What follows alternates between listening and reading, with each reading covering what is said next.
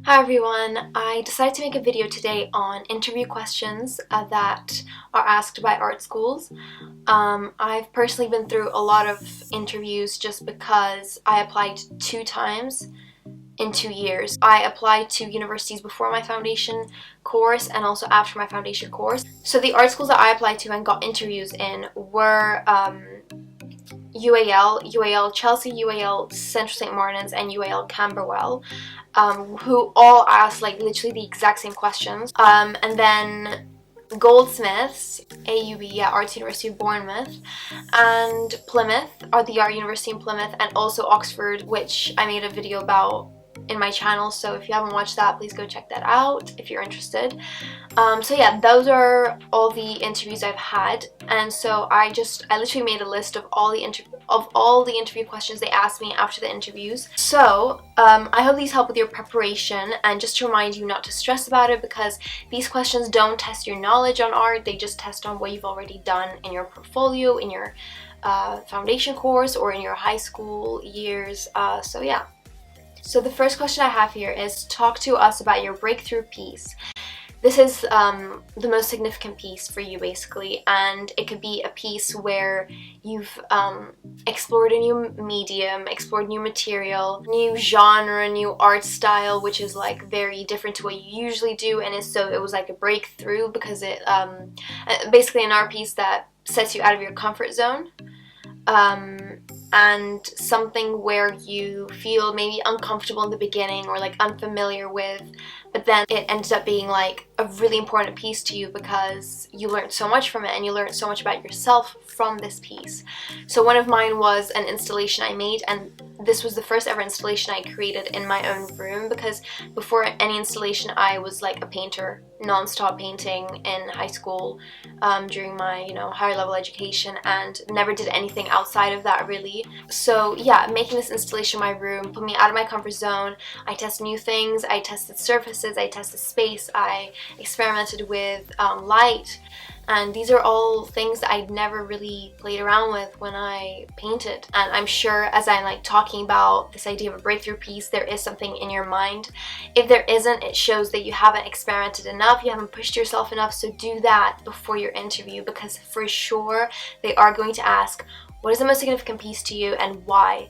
And this why is quite important, because if you say, oh, this other painting that I've done in your selection of like 200 paintings, why is this one the most significant? Is it like a new color palette that you used? Is it like a new figure that you observed and painted? Or I don't know. Honestly, just try to like think outside of the box a little bit for your breakthrough piece.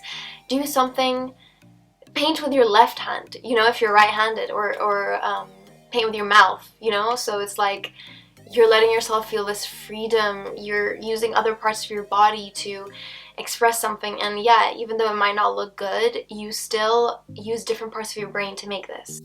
Another question I have here is, what is your most unsuccessful piece and why? This is not a trick question, by the way. This is actually a really important question, because it's interesting to it's good that you can criticize your own work and be your own critic. If you can't do that and you think everything you create is perfect, you're not gonna progress.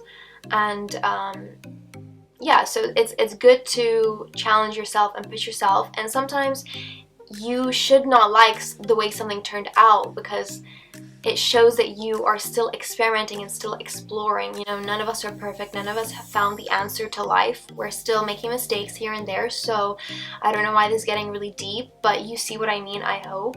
Talk about unsuccessful piece in the way that you don't like your color selection for this work, and why. Was the mood that you wanted to portray not suited to the colors that you chose for it? Or could it be that you feel like the medium you chose to express a certain concept wasn't the best choice? And just be honest, like, it doesn't have to be anything deep. Another question that was quite popular, and it's why this university / why this course. The question asking about why you chose this course is less popular than why this university, so make sure you research both, but definitely know why you're choosing this university and what about it that you want to be a part of. For example, UAL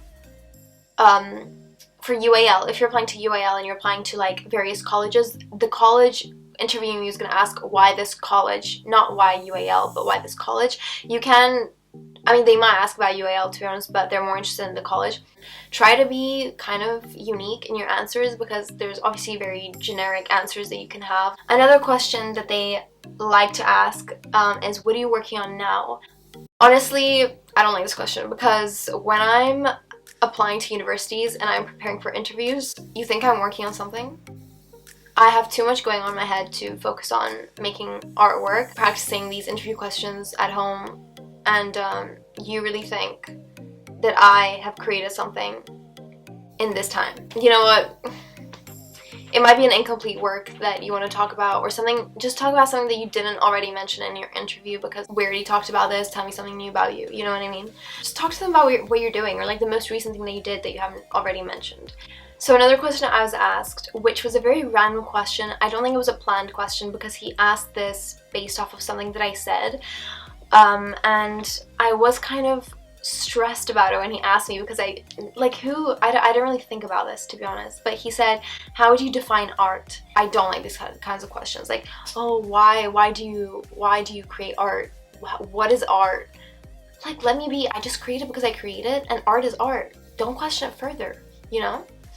Anyways, that's actually very hypocritical of me, because I analyze a lot of things myself. I'm literally obsessed with analyzing things. I could be a psychologist in another lifetime, but it's fine, you know? I never really could agree fully with a definition.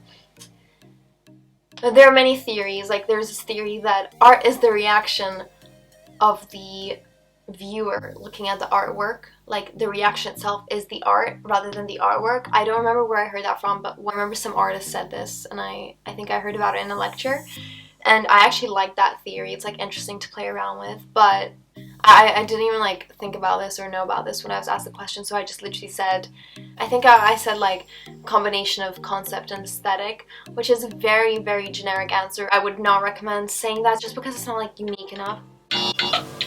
Literally, I think my biggest advice would be to say, I don't see the purpose in defining art, or something like, why should we define art? Why should we define, you know what I mean? Like, be a little open-minded, think outside the box with your answers, because like that's what interviewers like. They like you being different, and just like give them some of their own medicine, you know? So that's how I would have gone about that if I could redo it. Some of you might not agree with that, and if you want to answer it differently, answer it differently. If you actually, like, honestly, like, literally just say what you think art is. And the final question I have here is, what have you created outside of the program?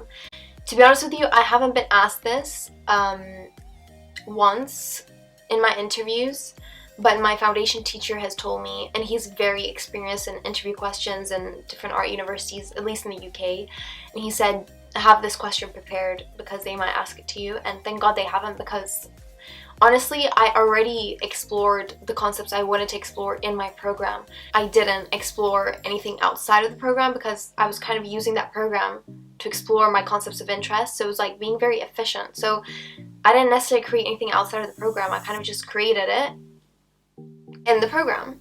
You know what I mean?